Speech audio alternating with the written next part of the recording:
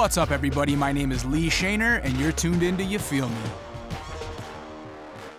You like touring? Is this your first headlining tour? Yeah. Yeah. Yeah, I love it. You opened for people touring before? Mhm. How's that? It's cool. Yeah. It's like harder. No? Nah.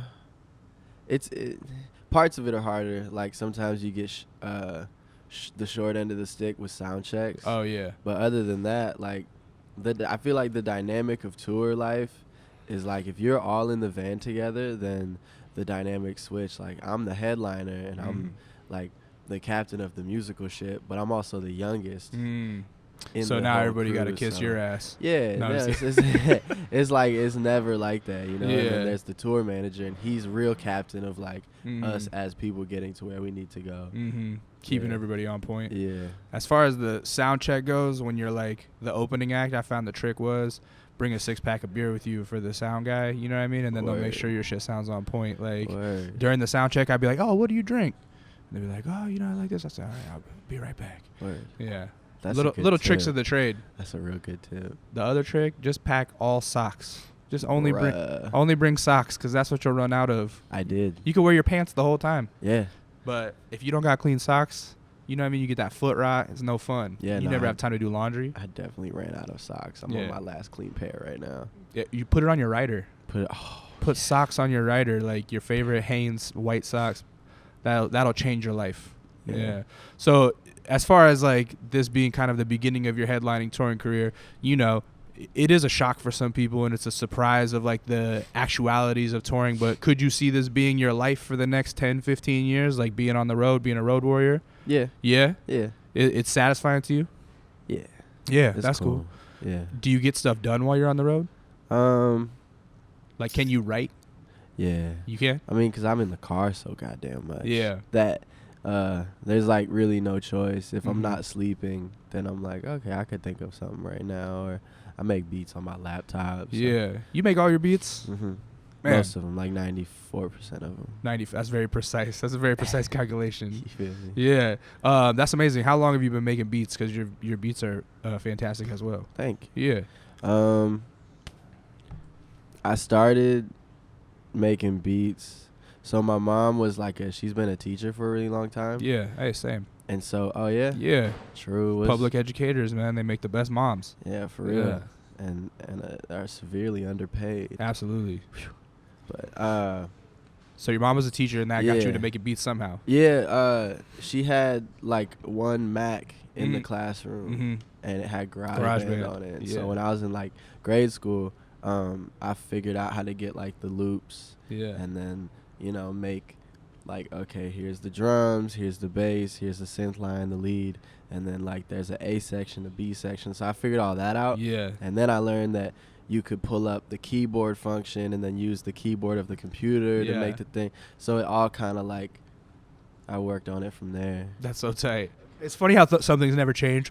Because I'm like damn near 20 years older than you, but like my mom being a public educator as well, like she always had the plug on Macs. Yeah. So we had like the first iMac when I was a kid. And so like, you know, even as a 12-year-old, I was up on the internet before, you know, adults were. Like, you just like getting to grow up on Macintoshes because of the teacher discounts and everything, or them having them in their office. I feel like it was such like a little edge up on the future technology shit. You know what I'm saying? What'd your dad do? He's like, he does everything. My dad's like a jack of all trades. Yeah. He's a percussionist. He's a jeweler. He's been like a teacher. Yeah, he does it all. Really? Yeah, he's a writer. And y'all are from Chicago? No, we're from upstate New York. Actually. Oh, from New York. Okay. Yeah. What part of New York? Like beyond upstate. Rochester area. Okay, yeah. I just met somebody from Rochester the other day. Small world, sim world shit. So then why do I associate with Chicago? Okay, well, we moved from...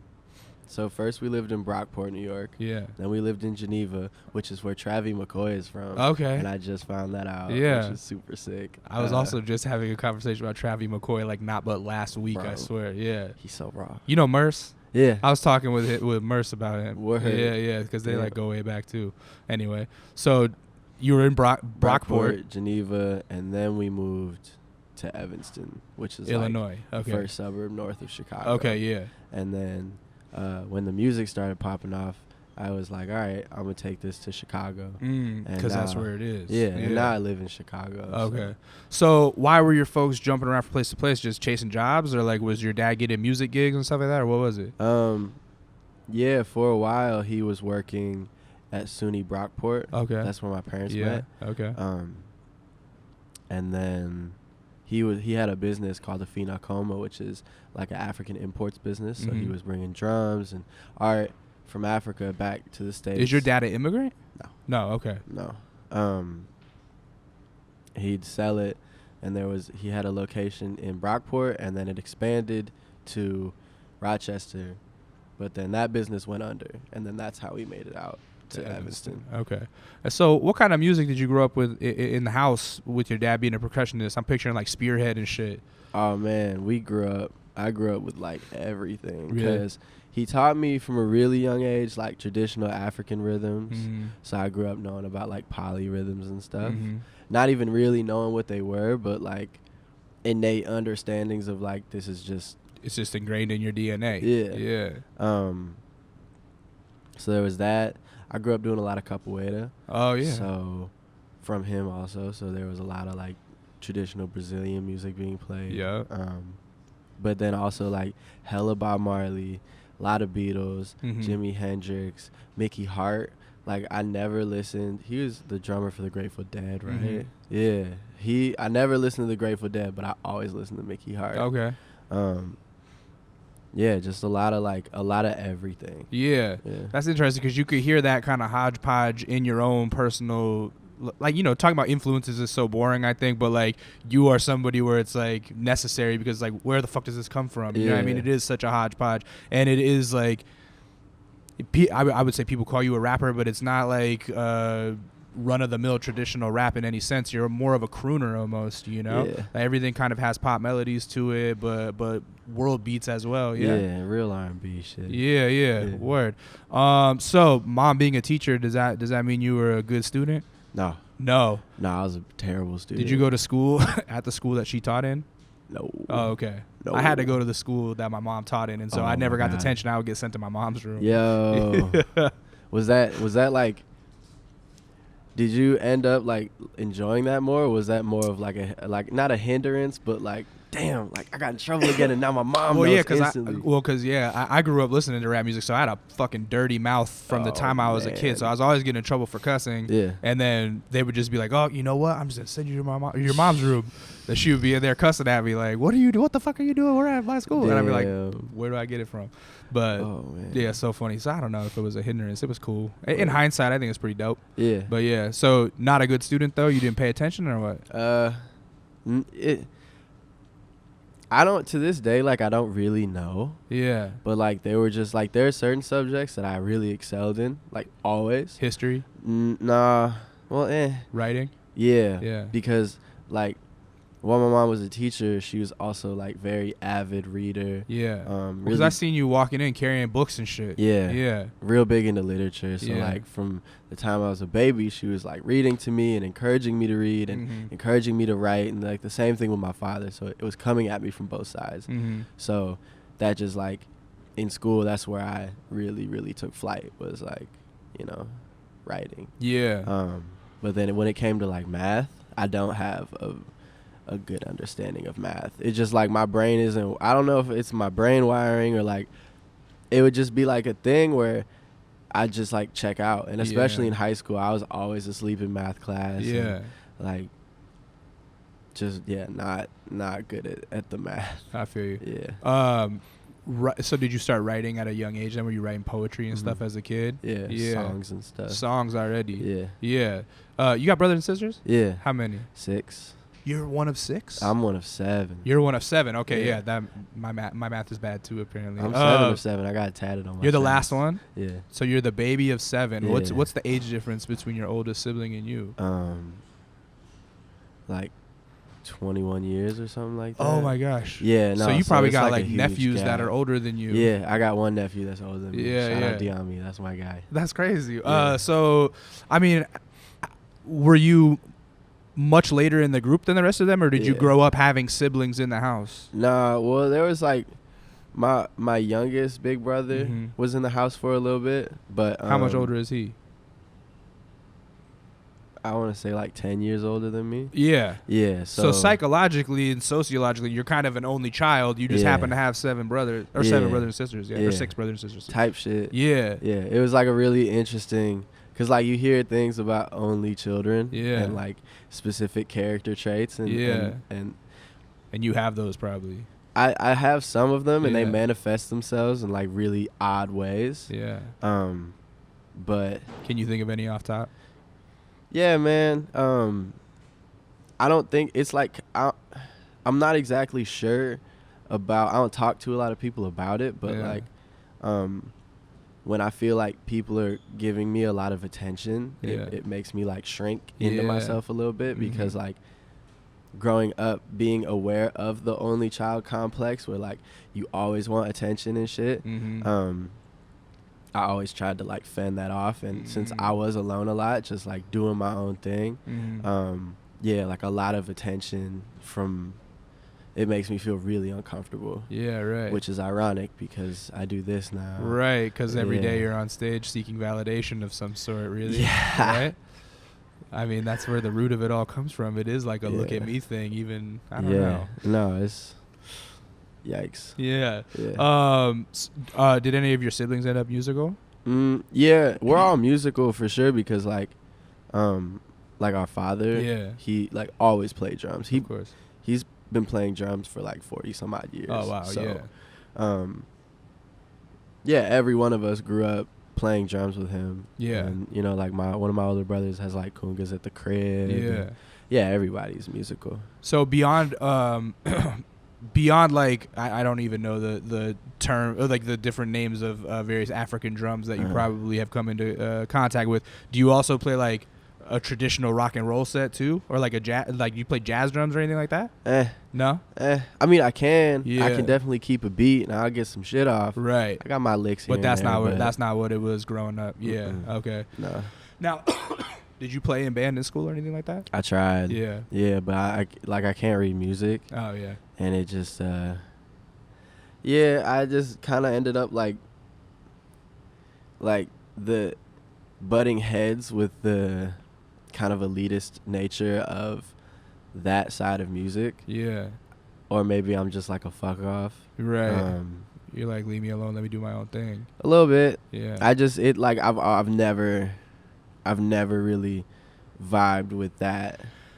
Maybe it's one of those things where it's like, when it's kind of like naturally in you, maybe there's an aversion to wanting to learn it by the books. You know what I mean? I feel like if you're passionate enough about something as is, you'll teach it to yourself. Yeah. And it's almost like you don't want to learn the traditional route of it, right? Yeah. I really regret not learning, for sure. I would really love to know like music theory and just be able to speak that language in the studio, like oh no, let's try that in minor chords or whatever, you know? Exactly. Because people ask me like, oh, what key is this in, so I can play it, and I'm like, I don't fucking know, you figure it out. Exactly. Like I don't know, let me get out my auto tuner thing and like talk into it on my phone. So I just know it sounds good. Yeah, that's right. That's so funny. Now I would imagine as a kid, well, kind of like with that only child complex, like I'm sure you spent a lot of time alone. I'm sure you were in the lab at a young age learning this music shit and shedding. Yeah. But I'm sure you had other hobbies and or interests. Yeah, what were you into as a kid? Just skateboarding. Skating. Yeah, okay. I played basketball for a long time. Yeah. Were you good? Oh, yeah. Really? I was real good. You could hoop? Yeah. At like 4th and 5th grade, that's when I was really getting it popping. Yeah. Because like, I started skating in 2nd grade. Really? Yeah, and I've been playing basketball like way before then. Yeah. So then, right about like 5th grade, that's when I like really started skating. Really? I was like, I don't want to play basketball. What put you on to skateboarding in 2nd grade? My best friend, who's still my best friend, it's like my brother. Who's that?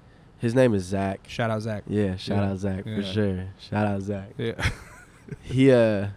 He lives 3 blocks away from where I used to live in Evanston. Yeah. And his dad skates and he does, and his brother does, and like that's just a real like skater ass house. Yeah. So I was always hanging out over there, just like being around it, and it just made me want to pick it up. Yeah, right. And there's a kid too. I remember I was in like kindergarten, And outside the elementary school that I went to, there were all these ledges and stuff. And one day we were playing outside, and he was just skating the ledges. Yeah. And he was cool, man. He had a mohawk. Yeah. He looked like, you know, the Tech Deck characters Yeah. that had the magnets on their feet. Mm-hmm.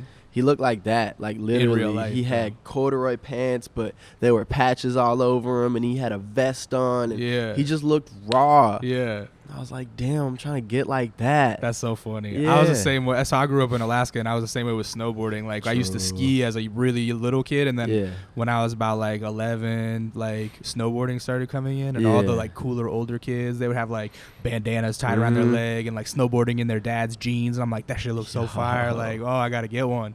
Same shit. Now, did skating put you onto a lot of music that maybe your parents hadn't heard of? Because that's the route that I hear a lot. Yeah. Yeah. It did. But also just like the radio. Oh, yeah. Yeah. But yeah, no, definitely like skating really opened up. Just video parts like opened up. Yeah, of course. Yeah, skate videos always got the best music in it. Yeah, dude. Like, legit. And the video games too. Yeah, so many people I've talked to are like, yeah, I got into rap music because of Tony Hawk 2. Yo. You know what I mean? Like, I know the entirety of Moment of Truth by Gangstar. Yeah, because of that. Because of that. No, that was in I think that was in like a BMX video game. Yeah. It's an action sports video game, so it's all the same. But right. Yeah. That's tight. Yeah. So when you start skating in second grade and then start taking it really serious in fifth grade, was there a turning point that made you take it serious? Was it like you learned how to finally kick flip or finally ollie or something? You're like, oh, this is lit? Nah, from like the time that I started, I was like, yo, I'm trying to do this, like real for real. And then I just like worked at it so much that I kind of the more I learned how to do, I was definitely dug my heels in more about like I want to do this. And it's such a sport I feel like for people like you that do like to be alone, probably like to be in their own head, and also like to like obsess over things and get great at them. You know what I mean? Because that is something where, similar to making beats, you're alone just trying to compete with yourself. Yeah. You know what I mean? Yeah. Yeah. Yeah, it's like I can only have so much fun playing basketball by myself. Like I can't play myself in basketball. Right. You know? That's lame. But yeah, no, if I could just go out and skate, then that's like I could do that for days. Yeah. And I would do that for days, just like every day, go out and skate. You still skate? Yeah. You bring a deck on the road? Or yeah. Word. And the guitarist that I roll with too, Jameson, he has his board, and the keyboardist has his board. Yeah. So we're all skating out here. Who wins in games of skate? Yo, me and J-Mo haven't even played skate yet. No, I don't even like skate, to be honest. Really? I used to when I was a kid. Yeah. And then, I don't know, I've messed up my ankle so much in the last year that I don't really do flip tricks like that anymore. I just like to go really fast and do big ollies. Yeah, right. That's all I do now. Just ride fast and dangerous. Pretty much, man. That's fun. The wave. Yeah. What is Evanston like? It's close to Chicago, but it's not Chicago, Yeah. So is it you said it's like a suburb of Chicago, kind of. Yeah. But like, you know, the south suburbs of Chicago get called the south suburbs, and Evanston is just like its own little city. So how does it differ? You know what's crazy is like Evanston doesn't even really differ from Chicago like that much. It feels just like you're in Chicago. Yeah. Not really. It's like different sides of Evanston have different things going on. So there's like the north side, which is very homogenous, leaning one way. It's like very white, very upper middle. And then you get like the west end of Evanston, which is predominantly like black and you know, like very middle class. And then there's where I lived, which is the south end, which is like a mix of everything. Everybody's on the south end. The east end is like right on the lake, so there's like a lot of money over there too. And then like on some parts of the west and south end, like it gets a little cracking too. You know, like shit be going down over there. Right.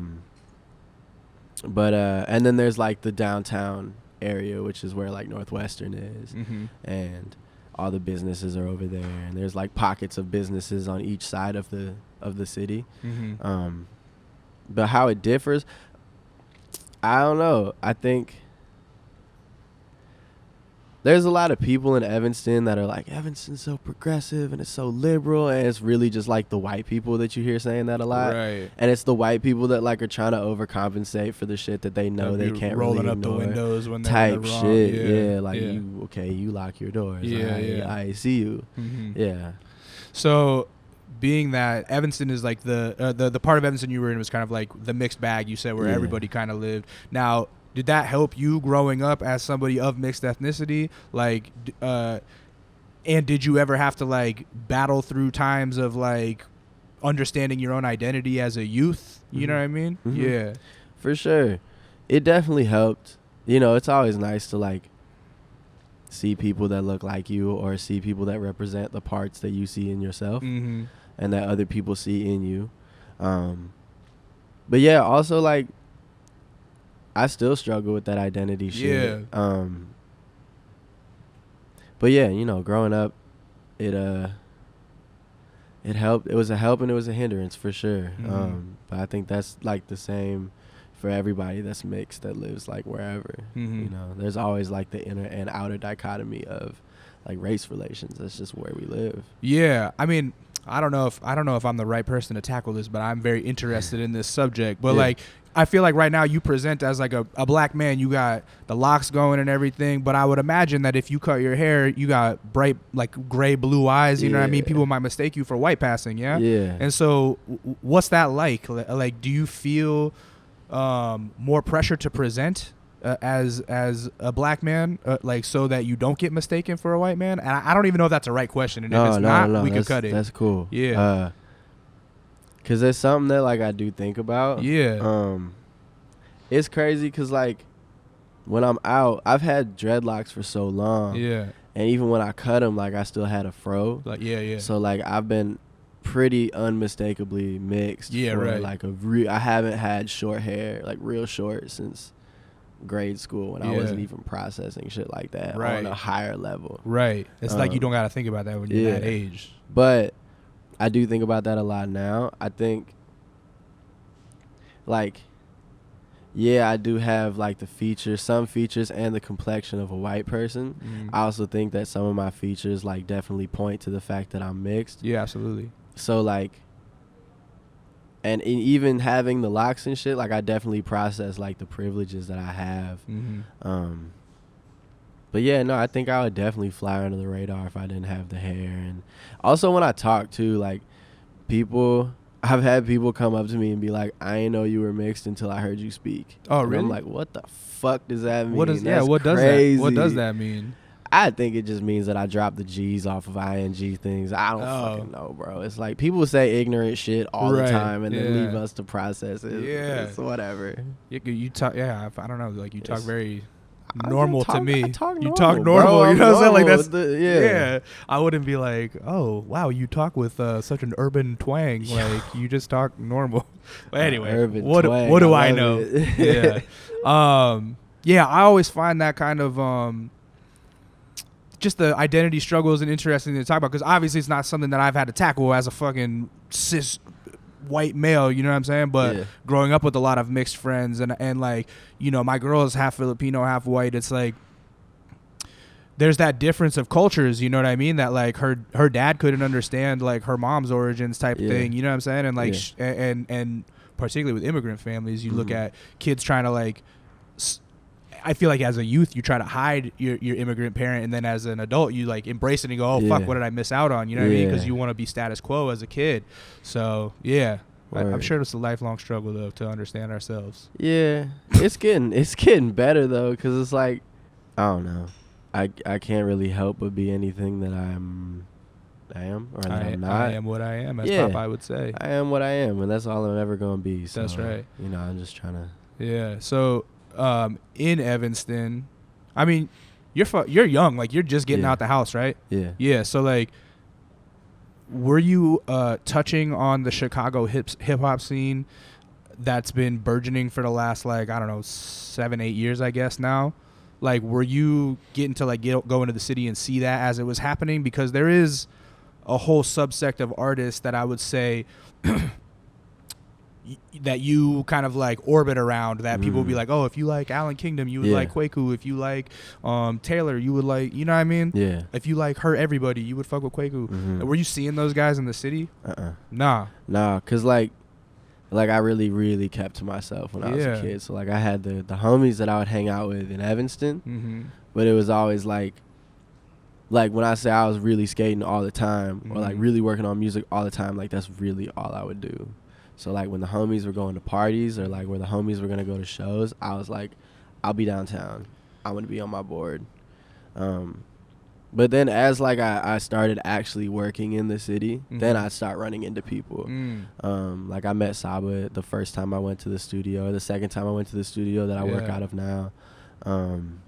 Ran into Taylor, you know, I ran into like, but yeah, that definitely took a while, and I had to like graduate high school and actually start working at it to. Which is it's so interesting that like a city can pump out a sound, even though the artists aren't like working hand in hand. You know what I'm saying? Because like, you know, beyond what people were thinking of Chicago a few years ago and the drill scene and everything, like that's all people were really associating with Chicago. It's like there was this, like I said, burgeoning like kind of art rap scene as well. Yeah. And like while none of you sound so alike, all of you sound like you're from Chicago. How does that happen? The internet. Yeah. Oh.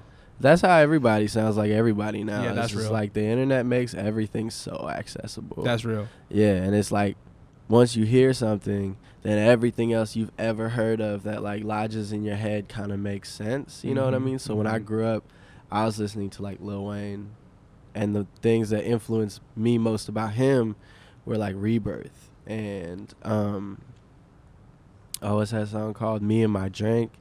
Like songs where Lil Wayne was singing. So I got tracks when I was in like 6th grade of me trying to sing on autotune like Lil Wayne, and then you know I listened to Sean Paul all the time when I was a kid. And then like I heard Chance and I was like, oh shit. Okay. All like this whole, and then like Kanye, like 808s and Heartbreak and stuff. So all of it was just like boom, boom, boom, boom, boom.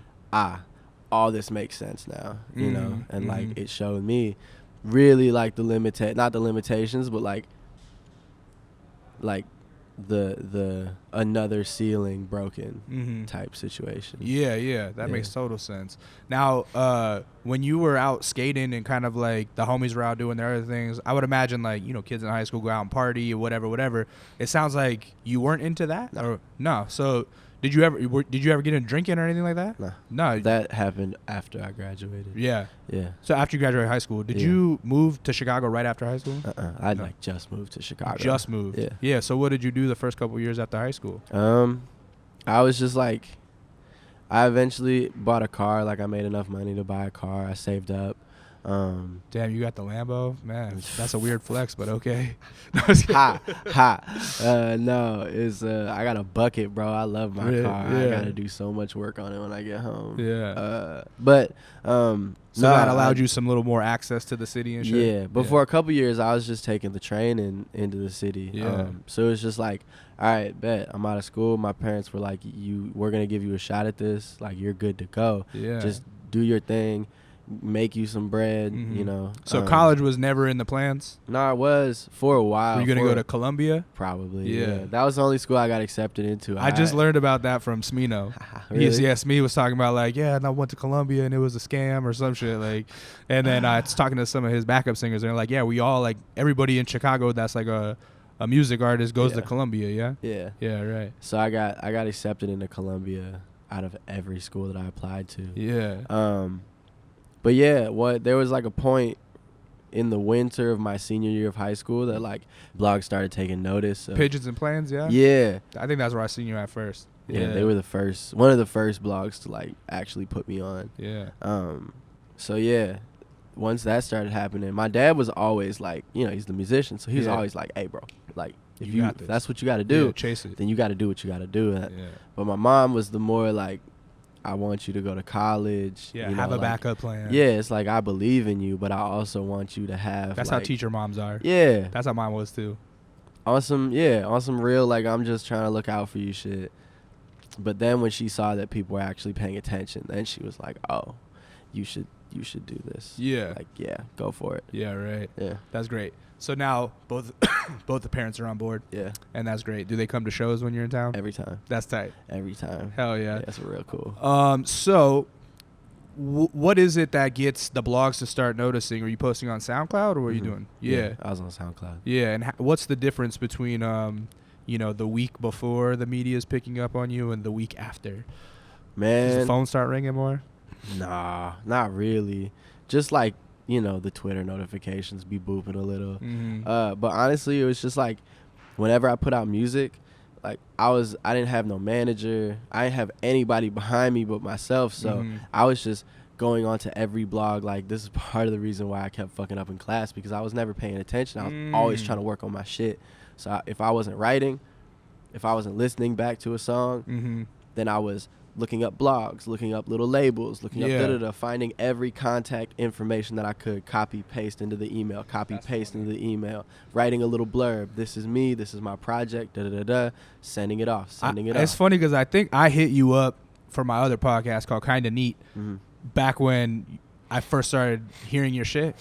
And I think, like, I'm not trying to put you on blast, but I don't think I ever heard back. But at the same time, I'm like, oh, it makes sense because, like, you were living in Chicago. You were still in high school, and you're not like flying out to LA for like meetings and shit, which is what I assume as soon as I start seeing blogs like Pigeons and Planes or Fader or Pitchfork or whomever writing about somebody, I'm like, oh, they'll be in LA like in the next couple of weeks because everybody's gonna want to meet with them. Was that a thing? Like, once you hit like 200,000 plays on Spotify or something, did all the labels start being like, hey, fly out? Nah, I did take like a few label meetings, but that was after I got with Closed Sessions and stuff. So, once I got with them, and that was like more of a management situation, then they were like, they kind of had like a little bit more guidance for me at that time. When did you hit me up though?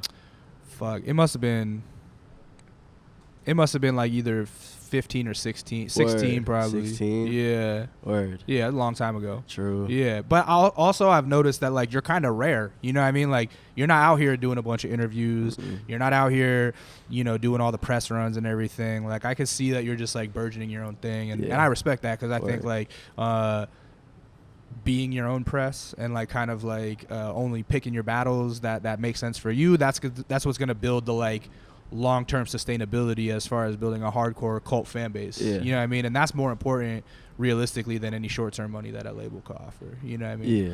So how long was it from starting to get some notice on the internet till Closed Sessions hit you? And what is Closed Session? Tell people, because I think it's like a very important kind of Chicago thing going on.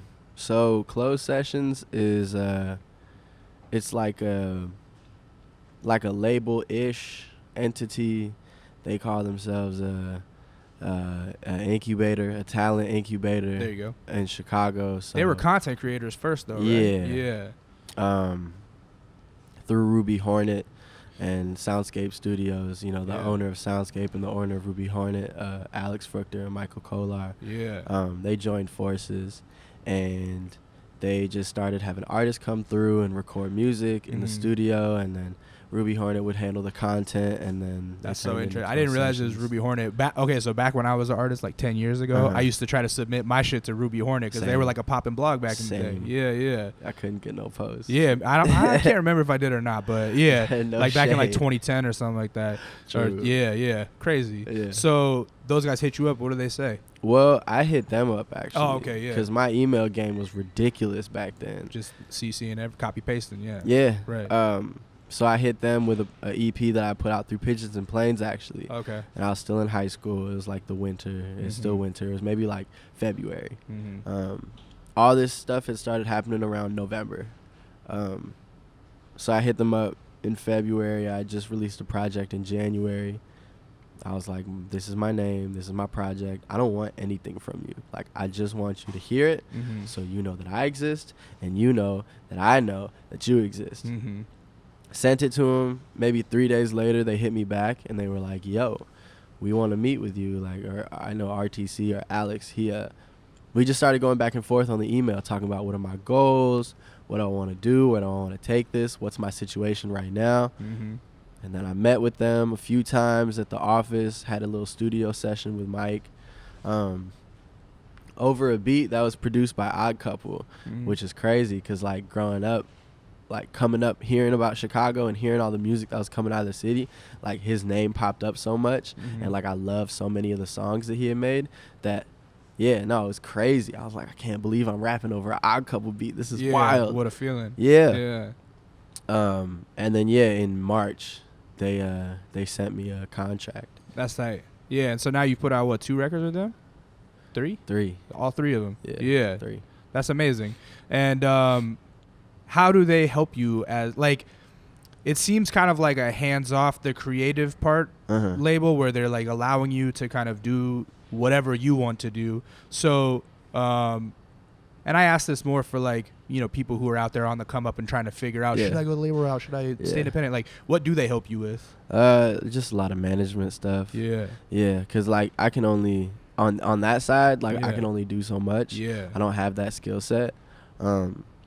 So, yeah, they just really help me, like, just managerial things, you know, help me take meetings, help me set up meetings, help me, you know, get in contact with people, stuff like that. And so how did you start building your team after you start seeing it take off a little bit? Like, do you have, beyond a manager, I assume you got a booking agent? Yeah. Yeah, they helped with that? Yeah. Yeah, also just, like, people started hearing about me a lot more and hearing the music. So eventually we linked up with Paradigm, who at the time was Windish, but then they linked up with Paradigm, and they just became that. So, yeah, we linked up with them through Paradigm, and they got people over at Biz 3, so we got linked up with them. Nice. Yeah. And then what about, like, your everyday brain trust? You got homies that you roll with on the daily? Yeah, and that's really come together in, like, the last year. Who are they? Shout them out. The homie Bridges. Yeah. He's, like, creative director of all this. Okay. That's my dude. Shout out Bridges. Yeah, he's like my brother. Yeah. Cooper Fox, who shoots a lot of photos. He's also tour manager now. Okay. And we got that popping in, like, the last year. Nice. Yeah. Yeah, so you're getting your people around you. Yeah. Yeah, that's amazing. So are you somebody that kind of, like, just can't stop making music? Yeah. Or are you somebody that struggles to, like, okay, I got to force myself to write today?